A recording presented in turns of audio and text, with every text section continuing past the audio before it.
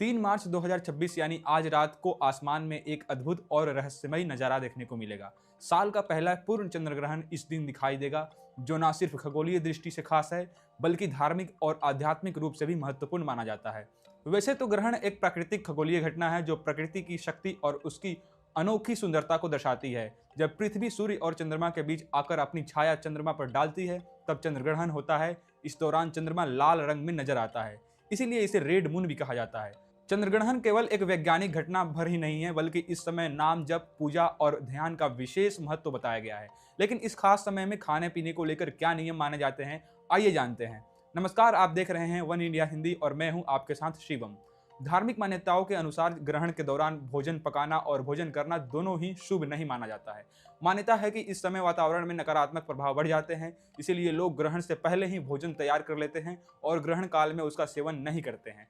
आयुर्वेदिक दृष्टिकोण से भी कहा जाता है कि ग्रहण के समय शरीर की पाचन शक्ति कमजोर पड़ जाती है, इसीलिए उपवास रखना या भोजन से परहेज करना बेहतर माना गया है। हालांकि जो लोग व्रत नहीं रख सकते हैं, उन्हें हल्का और सात्विक भोजन करने की सलाह दी जाती है, ताकि स्वास्थ्य पर किसी भी प्रकार का असर ना पड़े।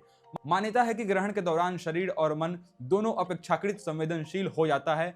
कहा जाता है कि इस समय पाचन क्रिया धीमी पड़ सकती है, इसीलिए प्याज, लहसुन, मांसाहार, शराब और भारी भोजन से परहेज करने की सलाह दी जाती है, क्योंकि ये चीजें शारीरिक असहजता को बढ़ा सकती हैं। परंपराओं में यह भी माना जाता है कि ग्रहण से पहले तैयार किए गए भोजन में तुलसी के पत्ते डाल देना चाहिए।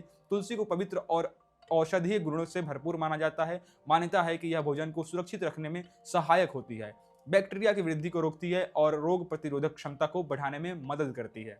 आइए अब जानते हैं कि गर्भवती महिलाओं को चंद्रग्रहण के समय खाने पीने में क्या सावधानी बरतनी चाहिए। मान्यताओं के अनुसार ग्रहण के दौरान गर्भवती महिलाओं को विशेष सावधानी बरतने की सलाह दी जाती है।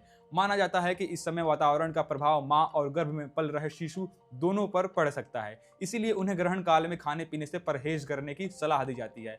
हालांकि यदि ग्रहण का समय लंबा हो तो स्वास्थ्य को ध्यान में रखते हुए गर्भवती महिलाएं पानी पी सकती हैं और साबुत फल खा सकती हैं।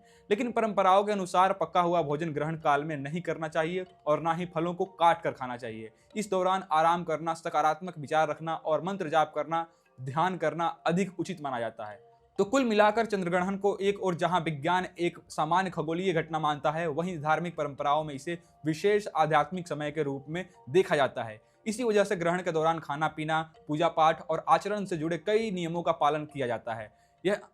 यह पूरी तरह व्यक्ति की आस्था और सोच पर निर्भर करता है कि वह इन मान्यताओं का पालन कैसे करता है।